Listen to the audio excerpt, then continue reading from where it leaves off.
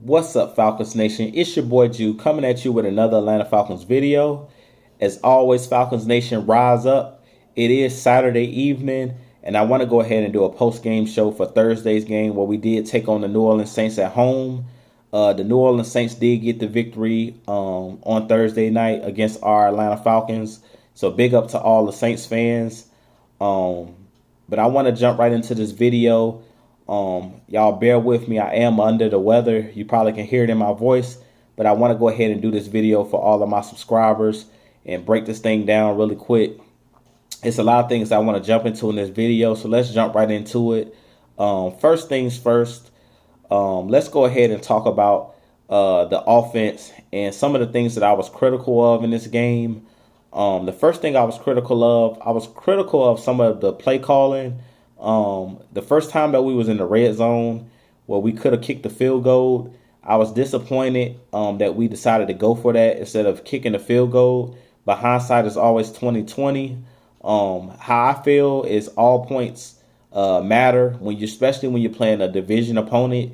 You want to score points in the red zone, whether you're kicking a field goal or whether you're scoring a touchdown. But if you remember the first time we were in the red zone, it was questionable play calling by Dirk Cutter. He decided not to run the ball and decided to throw looks like a rub route on that play where we was on the 1 yard line. It was 4th and goal. They were trying to get the ball. It looks like it was a rub route to Calvin Ridley, and it was misjudged by Matt Ryan. He tried to throw it to, I think it was Christian Blake who was doing the rub route with Ridley. Ridley broke open, but he tried to throw it to Christian Blake. It could have been a pass interference call there, but in that instance, they're not going to make that call for us. I think we should have went ahead and called if it would have been me, I would have rather us called like a quarterback sneak on the 1 yard line, because all you have to do is break the plane with the ball. Even if you just stretch the ball over, like Matt Ryan would have just jumped over the pile and stretched the ball over, that's a touchdown. Or if our offensive line would have just gave a little bit of push, and you could have pushed Matt Ryan into the end zone. The other option would have been just doing a fullback dive like we had been doing all game long in short yardage downs. And Keith Smith picked up the first down every single time we did that fullback dive. So I don't know what Dirk Cutter was doing or what he was thinking with calling a pass play on fourth and goal, especially a rub route. I guess he didn't watch the Super Bowl against New England, where they tried to do a rub route on the goal line and they got picked off against that was New England in the Seattle Super Bowl. But neither here nor there. Hindsight is always 20/20 because we didn't end up getting it. But whatever. One thing I did like what I saw out of Dirk Cutter is he did stick with the running game. And you see what I was talking about in my pregame show when I talked about staying balanced and running the football. I did like seeing us rush the ball over 20. We had over 23 attempts in rushing the ball in this game, which I was excited about. I don't know why Dirk Cutter decided to run the ball more in this game other than when he didn't do it against Tampa Bay. I'm assuming he may have felt more comfortable because Freeman was out there and because Julio Jones didn't play in the game. But we did stick with the running game, and to me, that's what kept the game close. Our defense played pretty well, but us being able to run the football and limit the Saints' possessions helped us keep this game close. Excuse me. Also in this game, I don't know if you guys noticed, but Younghoe Koo did have some excellent onside kicks, and we were able to get, I believe, 3 consecutive onside kicks back, which was awesome.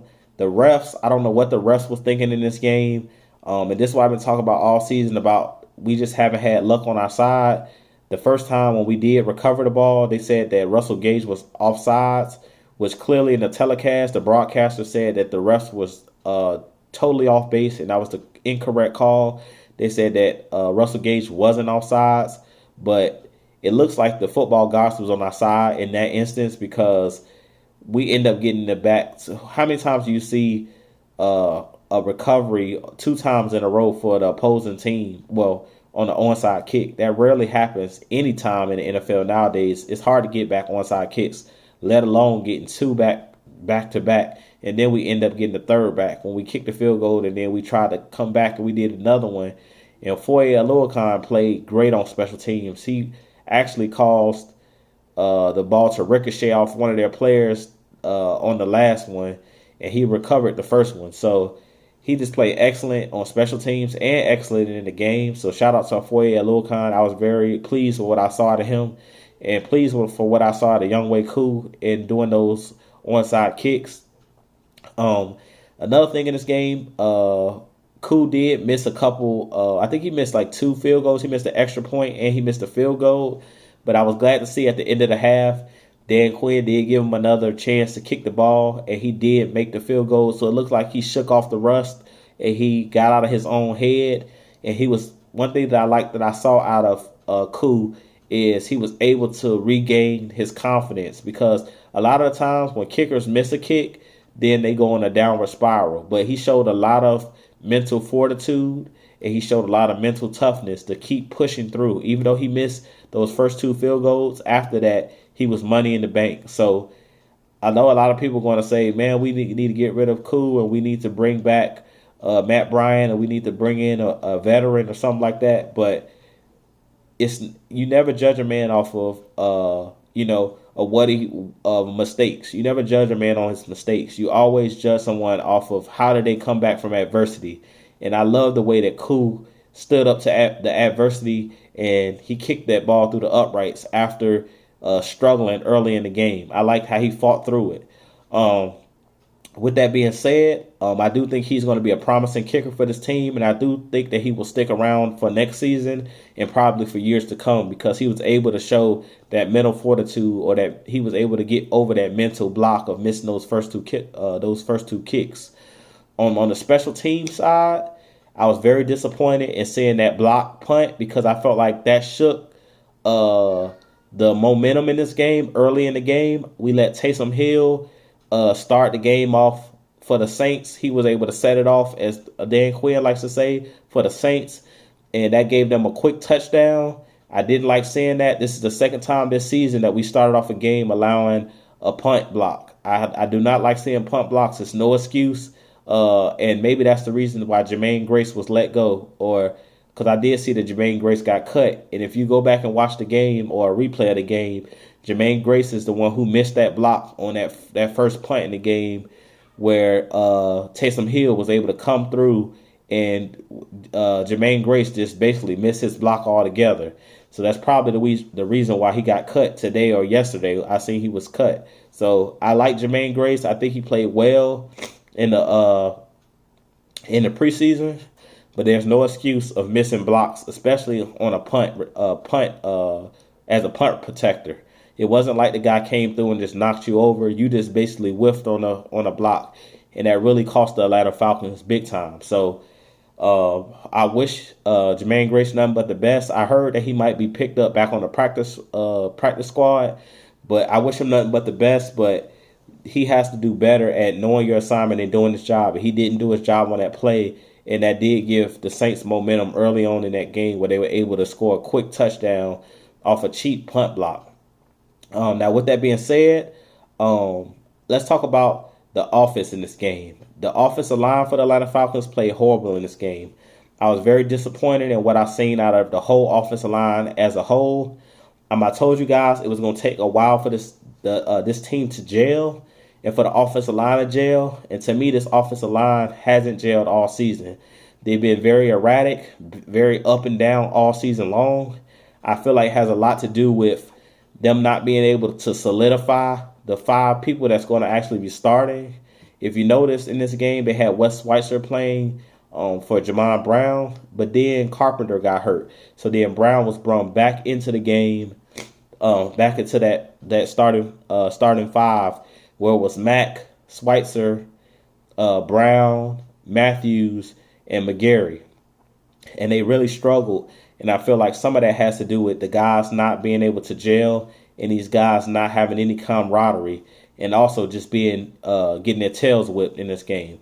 Another reason I feel like they were getting their tails whipped is because, like I said in my previous videos, we did not start the game off fast enough, and we got into a hole. And anytime you get into a hole, I talked about this before, when this team falls behind, that makes our team one-dimensional, meaning we have to pass the football. And that's when other teams really ramp up the pressure. And they started to bring linebackers like Demario Davis, Kiko Alonso. Those guys were blitzing like crazy. I told you guys earlier in my pregame video that the Saints defensive coordinator, Dennis Allen, loves to bring pressure. And he brought a ton of pressure in this game on Matt Ryan, which caused us to have 9 sacks in this game given up. Very disappointed by Atlanta Falcons in this game. Excuse me. Another thing that I noticed in this game that I was very disappointed in, all of these people that say is that Matt Ryan is the reason that this team is losing, and all of these Matt Ryan haters out there that's saying that Matt Ryan isn't tough, they all need to be drug tested and they must be crazy, because Matt Ryan in this game, he was freaking sacked 9 times and he was hit ample times. He probably was hit 20 times in this game, because every time he would drop back to pass, he literally had 1 to 2 seconds to throw the ball before getting smacked. And pretty much every time he did get the ball off, he was still being hit right in the mouth. And that's very disappointing to see. So anybody who wants to say Matt Ryan isn't tough is stupid, and they don't. I don't value their opinion at all, because Matt Ryan has been on his backside more than a little bit this year. And last year, in the offseason, Arthur Blake talked about at the end of last season that Matt Ryan plays better vertically than he does horizontal, meaning laying on his backside. And Matt Ryan spent a lot of time on his backside in this game. And all those people that says Matt Ryan needs to run more, even when he tried to run the ball, he was hit very hard and he fumbled the football. So you do not want Matt Ryan back there running for his life. I don't put none of these turnovers on Matt Ryan. The fumble, yeah, he does need to do a better job of securing the ball. But Matt Ryan, at the end of the day, is a pocket passer. So these guys have to do a better job at blocking. And this is what I talk about, why I like watching other teams play other than the Atlanta Falcons, because I want to see how other offensive lines and how other play callers are calling games. And if you watch the Buffalo Bills in the Cowboys game, the Bills O-line did an excellent job at protecting Josh Allen. There was literally one play where Josh Allen was literally standing there flat-footed for like 3 to 4 seconds, no pressure in his face, and he was able to deliver the ball in the pocket. Matt Ryan in this game didn't even have a pocket to step up into. Every time Matt Ryan went to step up in the pocket was collapsing around him, which caused him to have to run the football and try to pick up first downs with his legs, which is not Matt Ryan's strength. So I don't care who you put behind this line. I don't care if we had Lamar Jackson, Michael Vick. I don't care who you have back there. If you got 5 guys coming from all different directions at you, it's nothing that you can do about the pressure that's being caused. And that was one of the main issues in this game. Matt Ryan didn't have any time. He was under pressure and under siege all game. He didn't really have any time to sit back there and to go through his progressions. It was simply look at your first route and throw the ball. He didn't have time to look at the second and third options, because a lot of the times it was guys open on the backside, but he didn't have time to even get through his progressions to make the pass. Like I heard in the telecast, they kept talking about Matt Ryan was missing guys in the second and third progressions, but to be honest, he didn't even have time to go through his progressions to make the correct reads. When you give Matt Ryan time, he's proved that he knows how to go through his progressions and he knows how to make accurate passes. Excuse me. But in this game, he just didn't have time to do anything. He was being demolished the whole game. The offensive line would look like toilet paper. The Saints was just ripping through them, and it was players in Matt Ryan's face all game. Cam Jordan had 4 sacks.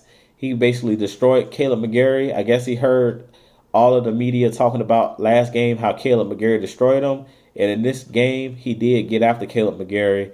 And I can't really expect much more, because Caleb McGarry is a rookie and he's going to go through those growing pains and have those ups and downs. So I'm not mad at Caleb McGarry in this game, but he did get demolished and did get destroyed in this game.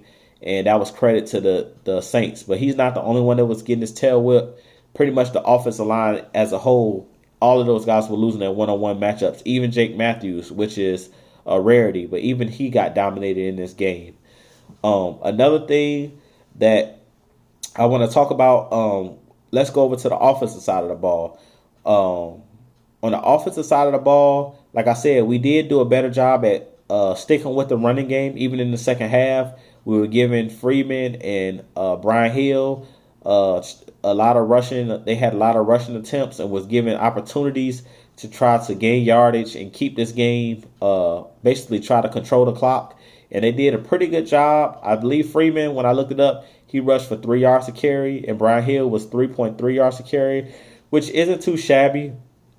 We didn't dominate in the run game. We weren't getting like 5 and 6 yards to carry. But like I said before, you have to run the football to keep the defense off balance so they can't pin their ears back and just go right at your quarterback, and have your offensive line in backpedal mode the whole game. You have to allow your offensive line to play aggressive and go upfield and in run protection. That's right, in run blocking.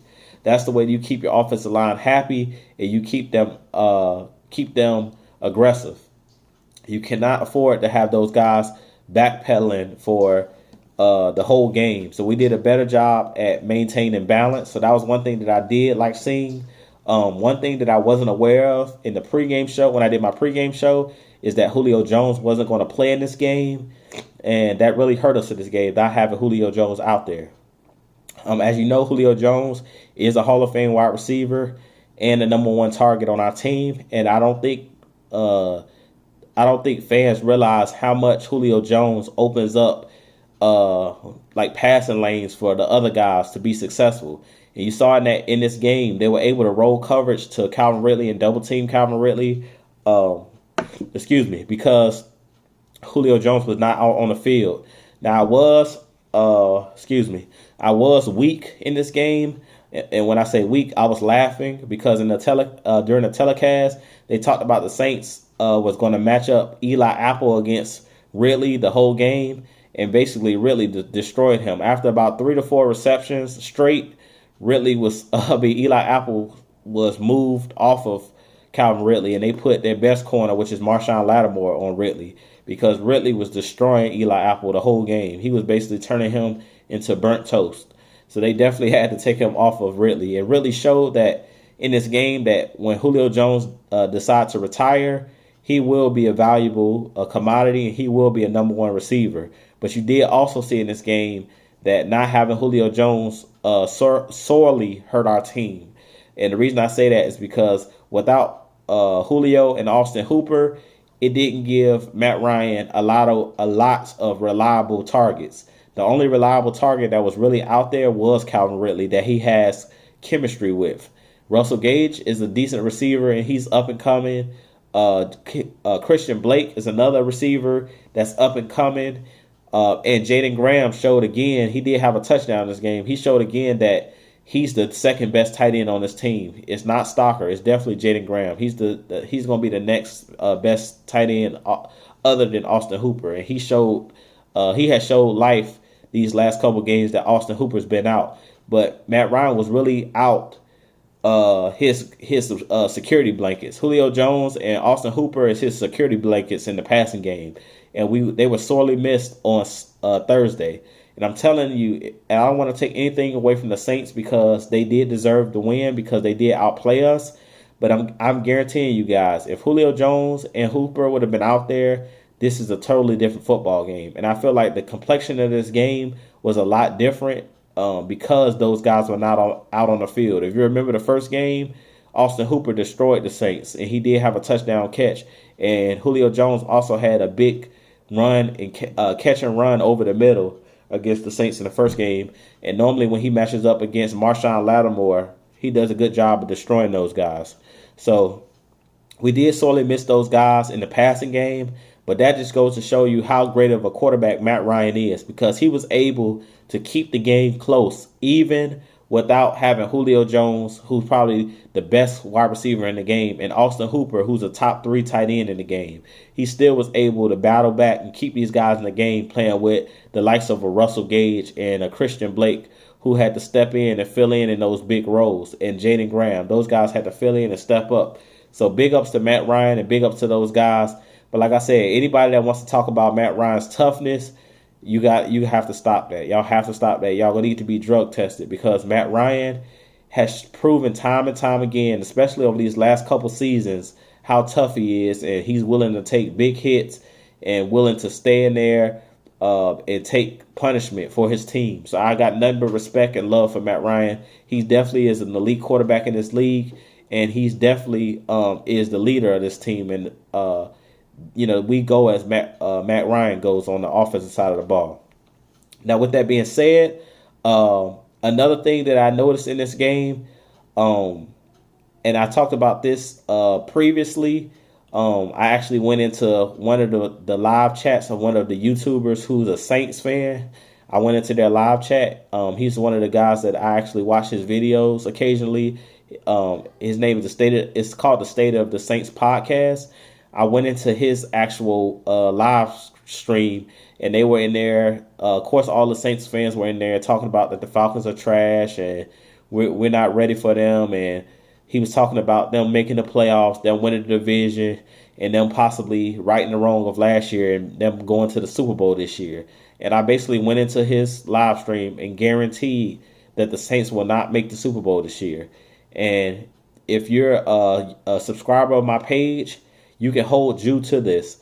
And you can say that Jew said this first. I can guarantee you guys, and I'm not a betting man. I don't really believe in gambling. But if I was a betting man, I will put my house, I will put all the money that I have on it, that the Saints will not make the Super Bowl this year.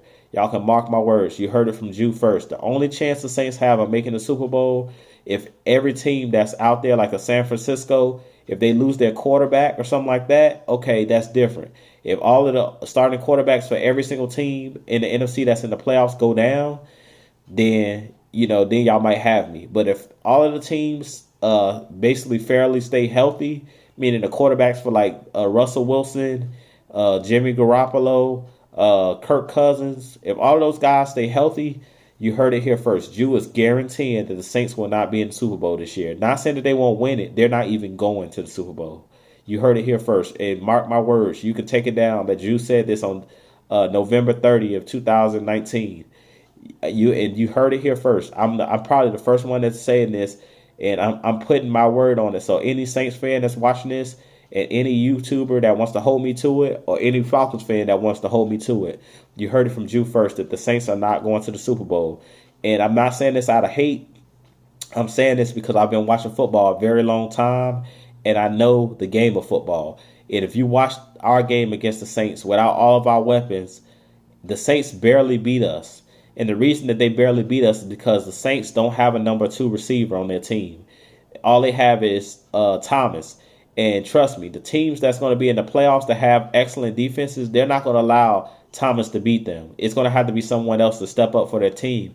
And their other pass catchers are not consistent. You seen how many passes they dropped on Thursday against us? Jared Cook has fumbleitis. He doesn't have good hands. Jared Cook, their tight end, drops a lot of open passes. Even Alvin Kamara on Thursday was dropping passes, and that's unlike him.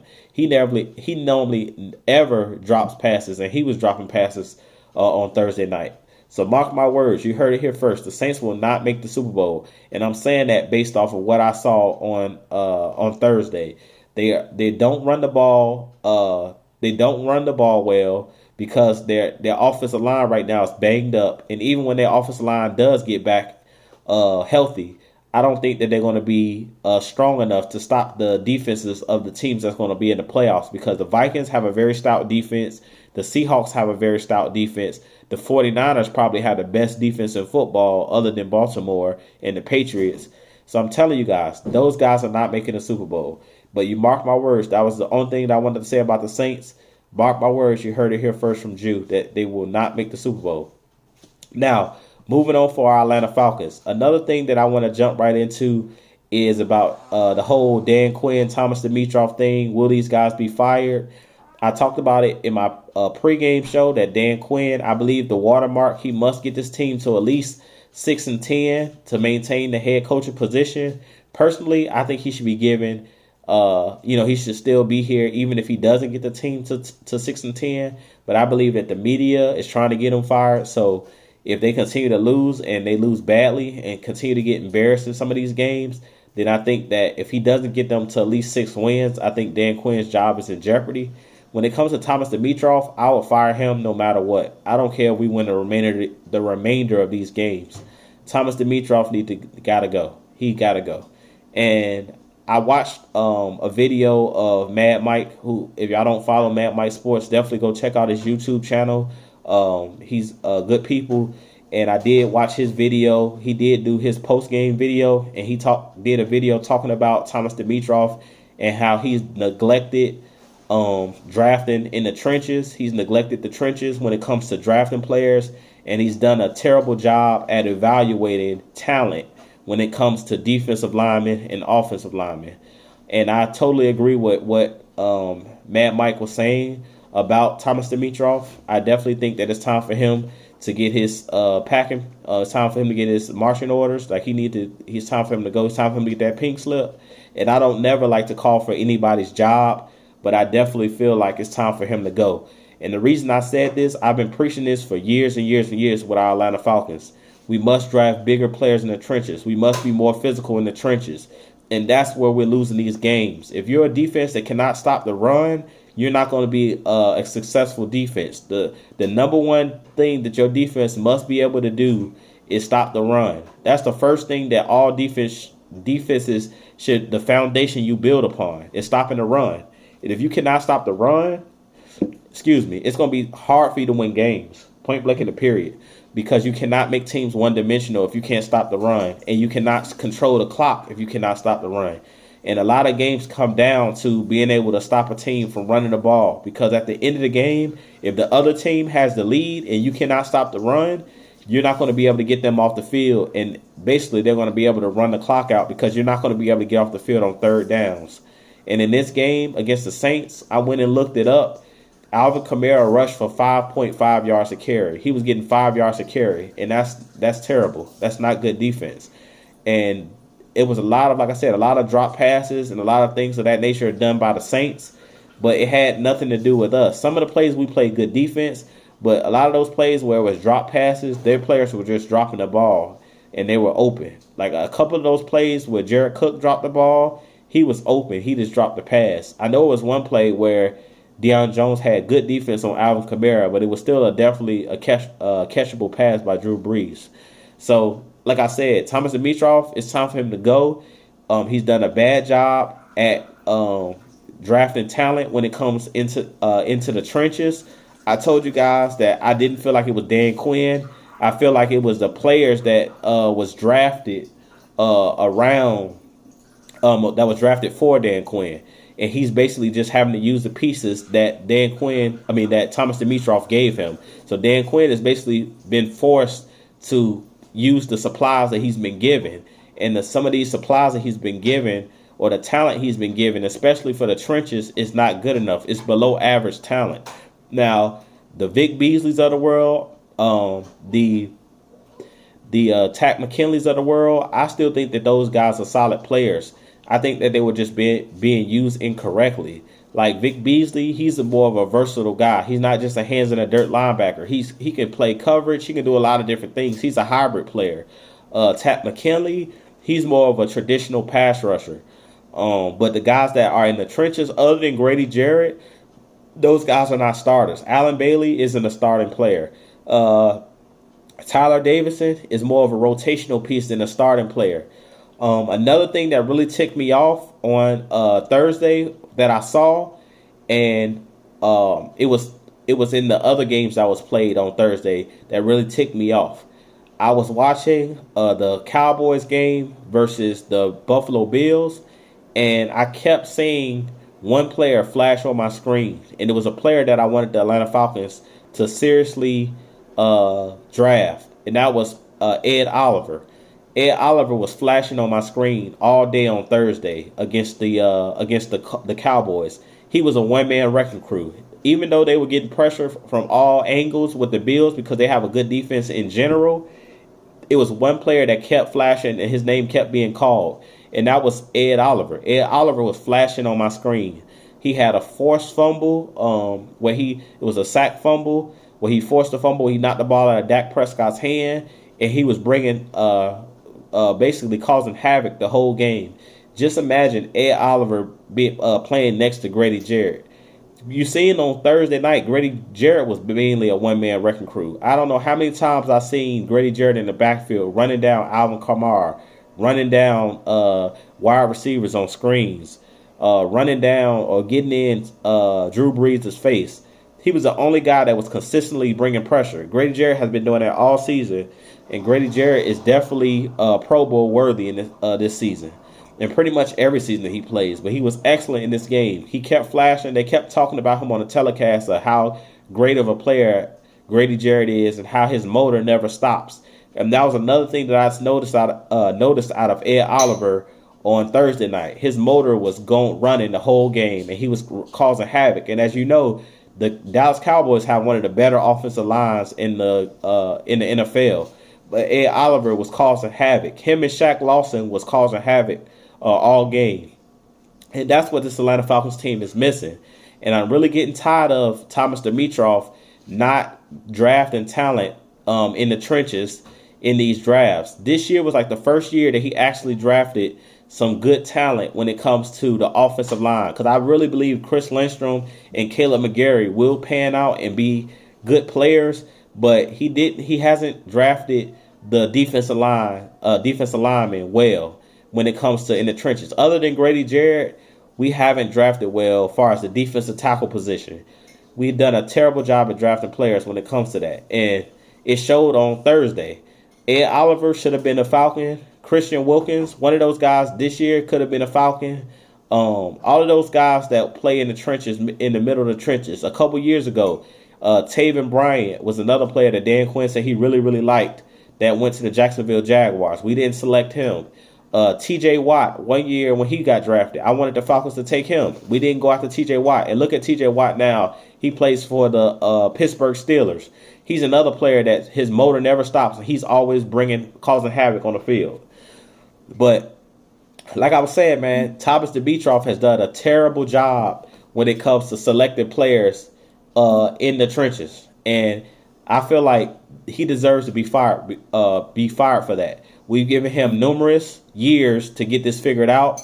Mad Mike was talking about it on his video about since we had Mike Smith, we had the same issues when Mike Smith was here about getting pressure on the quarterback and having players in the trenches that can cause havoc on quarterbacks and wreak havoc. And he still hasn't selected the right talent. He hasn't went out in free agency and brought in that marquee pass rusher like a Khalil Mack or one of the guys that's been available. Even like a Jadeveon Clowney. Jadeveon Clowney was on the trading block, and we didn't make no effort to go out and get him. And look at him causing havoc now for the Seattle Seahawks.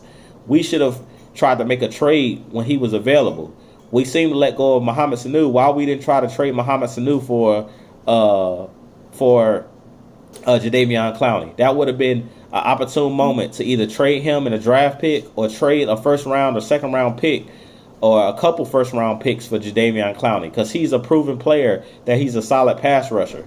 So, like I said, Thomas Dimitroff has had numerous opportunities, and he hasn't done a good job at drafting players. He's done a terrible job at drafting players. And I think one of the downfalls that Thomas Dimitroff has faced is, if you think about the 2016 Atlanta Falcons that went to that Super Bowl, and if you think about what we did, how we rebuilt that offensive line, we went out and got Chris Chester from the Washington Redskins at guard, and we went and traded for Andy Levitre from the Tennessee Titans.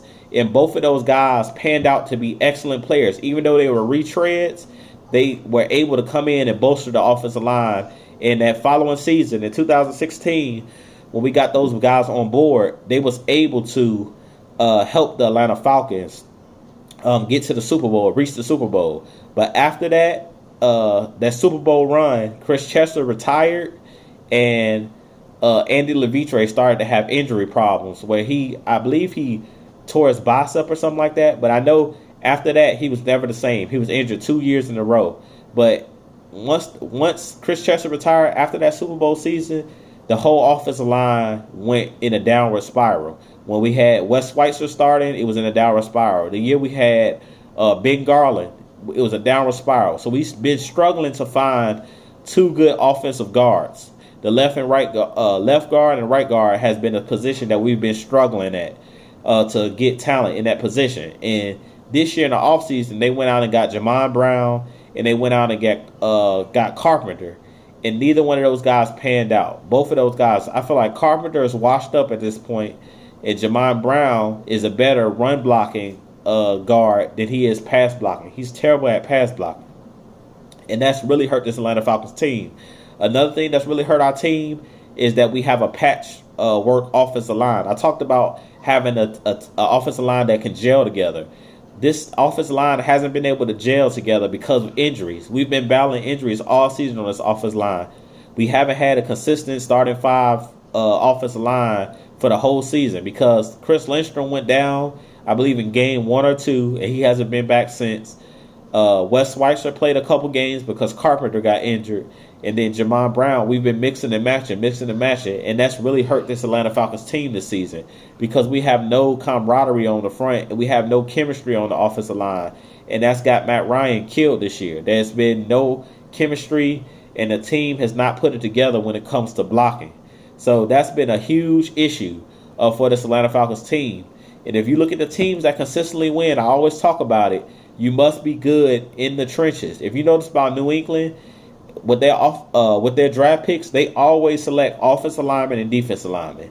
I wanted the Falcons a couple years ago to take Isaiah Wynn. I believe it was last year, not this year, but a year ago when we selected Calvin Ridley. We did not need another wide receiver. As much as I love Calvin Ridley, I felt like if we would have just decided to keep Mohamed Sanu with that first round pick, we should have drafted an offensive lineman, either an offensive guard or we should have selected a defensive tackle. We shouldn't have selected Calvin Ridley in that first round of that draft. Now, am I mad about it? No, I love Calvin Ridley. But the point is this.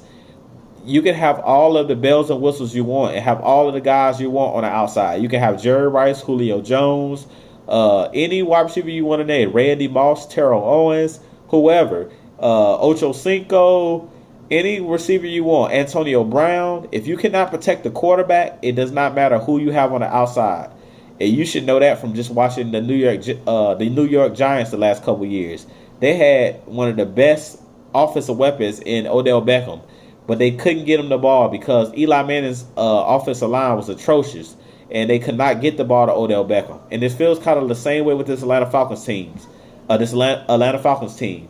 The offensive line has been so terrible this year that even though we have all of these offensive weapons like a Julio Jones or Calvin Ridley, if they're running deep patterns, or even if they're running short patterns, if you cannot block the front defensive line with your offensive line, if you cannot match them, it doesn't matter who you have. If you can't get the ball off, and that's what was happening in this game, Matt Ryan couldn't even snap the ball 1 second. He couldn't even hold the ball for 2 seconds before a defender was flying in his face and hitting him or sacking him. So a lot of people that complain about Matt Ryan, I don't know what you guys want this guy to do, but I don't care who you have at quarterback.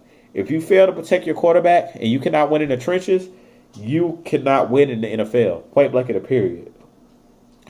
And that's one of the main issues. We must fix the the trenches on offense and on defense. We must select better players on offense and defense when it comes to the trenches. We don't need to select any more skilled players like wide receivers, running backs. This season coming up, this offseason, when we have our draft next season, we must select some offensive guards, another offensive guard to play on the other side of Alex Mack, because we got Chris Lynch coming back next year, so we can solidify this offensive line. We got to stop getting these patchwork offensive lines and these cheap bargain free agent players that are retreads that are not good players. James Carpenter or Chris Carpenter, whichever one his name is, I think his name is James Carpenter.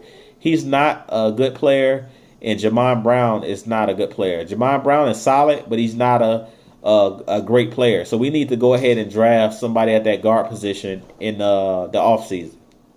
With that being said, this being your boy Jew, that's pretty much all I want to talk about in this video. Like I told you guys, I do think Dan Quinn is safe, but he must get this team to at least 6-10, which I think he is very doable with the schedule we have coming up. We have Carolina next week in Atlanta. We did destroy Carolina 2 weeks ago, so we should be able to destroy them again. I don't want to look past anybody, and I will have a video for y'all later in the week. Excuse me for wiping my nose during the video. Like I said, I am under the weather. It took everything within me to get up here and do the video for you guys, but I always will do this for my YouTubers. I love you guys, and I always want to go up here and give y'all the best Atlanta Falcons content I can.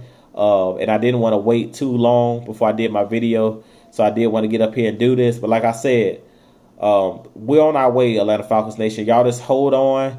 Don't be a fair weather fan. Stick with your squad no matter what. I'ma always rep that red and black. Y'all stick with the team. The team will be going in a upward trajectory. Just stick with us. We will rise again. The Falcons right now are struggling, but we will rise again. Trust me when I say this. But like I said, this be your boy Jew. If you haven't already hit that like button, please hit that like button. Please like, please share, please subscribe. As always, like I said, rise up Falcons Nation. Tell a friend, a family member, or somebody that's a Falcons fan about the page. If they're not a Falcons fan and they just a football lover, definitely share my page. I have some more videos for y'all in the upcoming weeks. But like I said, big ups to the Saints. They did get this one, so we split this year. But next year, I'm planning on bringing out the broom for the Saints. But for this year, we did split. Let's go and get ready for these Carolina Panthers. Lick our wounds and get ready for the Carolina Panthers to get healthy before Sunday. We have a couple days off, so they have a long week since we played on Thursday. A couple days to get ready and get healthy. But big ups to all of the YouTubers out there that's still out here repping our Atlanta Falcons, man. We all got to stick together. As I always say, we all one family. We all part of that brotherhood. But like I said, y'all enjoy the rest of y'all weekend. Definitely enjoy the football games that's going on tomorrow. You could just relax, kick your feet up, and just check out the other games tomorrow because our boys already played with no anxiety or pressure. But as always, man, this be your boy Jew. I'll holler at y'all in the next video. Peace out.